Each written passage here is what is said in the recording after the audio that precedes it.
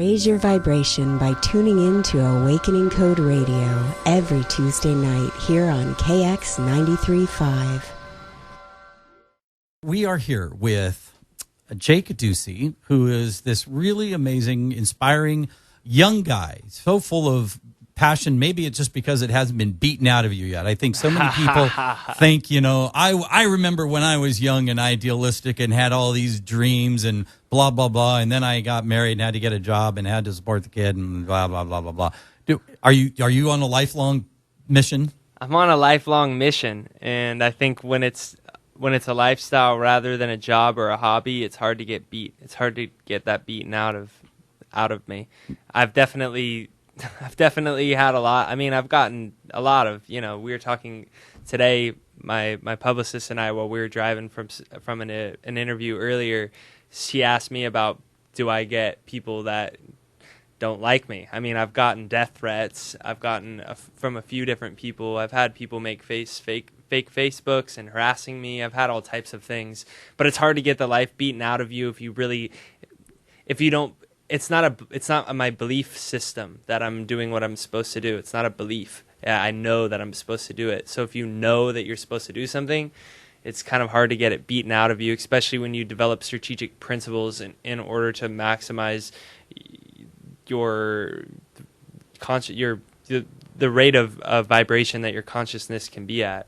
I implement strategies that whatever rate I vibrate at, I try and stay within those rates via certain principles that, regardless of the outside world, I can continuously reconnect to myself. Yeah, and I'm going to go ahead and call that Christ consciousness, because we talk about that. And Christ consciousness means exactly what you just said. Once you awaken to it, male or female, we're not saying that you become Jesus Christ, but this consciousness, the same consciousness that flowed into Jesus in whatever way it was. And the telling, we don't have that many stories. We have 4 little books, the Gospels, of him speaking, but it sounds like he was full of this awareness of the way creation works, love works, the temple of heaven is within us, all those kind of things, and that could not get beaten out of him. I mean, the big message was he was held up to the point of being crucified for it, and everyone thought, we can beat this out of him. We can scare him. The priests at the time that were going, who is this crazy hippie coming here and just disrupting things? We got enough trouble, living with the Romans inhabiting Jerusalem and everything. Who's this guy now we got to contend with? We'll scare him. We'll challenge him. We'll grill him. We'll test him. Well, that didn't work. And eventually he's like, well, we'll torture him, we'll kill him. And to the dying breath, if it's at all accurate, he just said, forgive them. My Father, my Creator, the lover of the universe that made all of everything, forgive them, because they really don't know what they're doing. So he couldn't get the message beat out of him either. Neither could Martin Luther King. I have a chapter in my book about when he died on April 4th, 1968, and on April 3rd, he gave a speech, his I've been to the mountaintop, in which he says, I've been to the mountaintop, I've seen the promised land, though I'm not going to get there with you, and I don't know what tomorrow holds, I don't fear no man. He's saying, they're going to kill me, I'm not scared. And he still went out regardless and did what he knew he had to do. And so I write this whole section because I think we all hear that speech, and I don't know how many of us have put that together. He's saying they're going to kill me tomorrow. Yeah. If you were afraid, you would not be a Jesus, a Gandhi, or a Martin Luther King.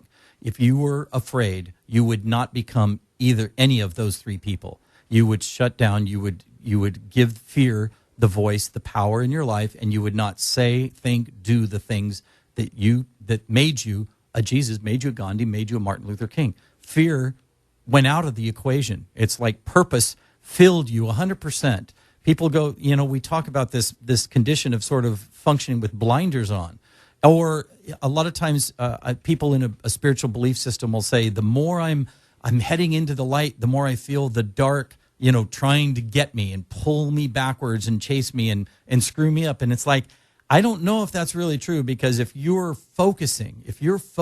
what you've filled your eyes, heart, mind with is what's ahead of you and what you want and the light that you want to receive, you're not spending any energy or attention on this other thing. You're not giving it energy. You are so focused on what you're growing into. It's not like you're fighting what we want to call bad stuff, the darkness. You're just not giving it attention because you're so full of what you're meant to be doing. Yeah, and I think also if we're to be really focused on words, if manifestation is vibration and words are vibration, the words from the example that you had given of the more I'm heading towards the light, the more this is pulling me back. Of course, what's the message you're telling your subconscious mind? That things need to keep pulling you back. Right. We create a story. We're used to drama. We're sold drama. There's part of drama that makes us feel very alive. This tension and friction and people talking about you and everything else. At least people are talking about you.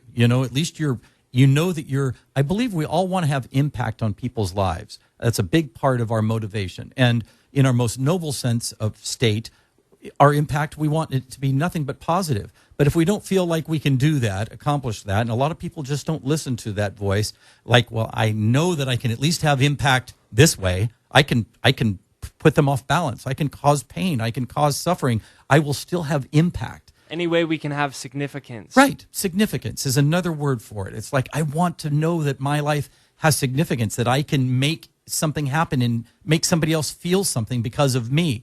Well, we because we're a fear-driven species for the most part, lack and fear-driven, so much of our motivation will come from that place. So we don't go, how about if my impact is nothing but positivity? Right. If I just flow with, I know what I want more of in my life, and that's what I'm going to share as my impact is just goodness, graciousness. And if it's not that, I'll catch myself and stop myself if what I'm sharing with people is guilt tripping and judgment and all these other things that's not the impact and significance you want to have in people's lives. You want to grow people. You want to celebrate people. You want that flow, that gift exchange flow to be like that. Well, when someone comes at you out of anger or hate and they try to put you down or attack you, you can't take it personally because it really is just a projection on their own part that has nothing to do with you because they see something in you that leaves them in a vulnerable spot where they feel lack of or insecure because they don't have a handle on the thing that they are looking at in you. So you can't take it personally. And if you're not Martin Luther King fighting off a nation of racism, you can still experience this daily when someone might belittle you or put you down for anything. We all experience this. So you just have to learn to not take it personally when someone comes at you like that and just remain grounded in yourself in a place of love and with the intention and the action to manifest a dream of yourself in the world in a better light so it doesn't affect you. You don't get sucked into their poison. It's important, the importance of self-work. I mean, that's why we talk about this. Use the word awakening code. What you're awakening to is you. Awakening Code Radio is available on podcast. Visit www.kx935.com. Click podcast, then scroll to Awakening Code's previous shows.